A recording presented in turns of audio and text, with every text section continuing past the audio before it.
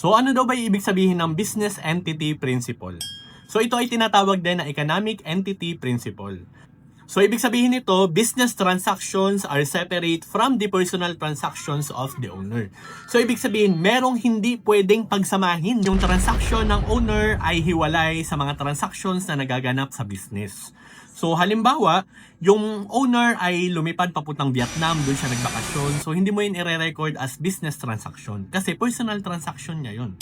Okay? Pero yung mga transactions such as payment of taxes, payment of salaries of employees, purchases, may nagbayad ng utang, may nangutang na customer. So lahat yon business transaction, therefore kailangan mo yung i-record sa books ng business.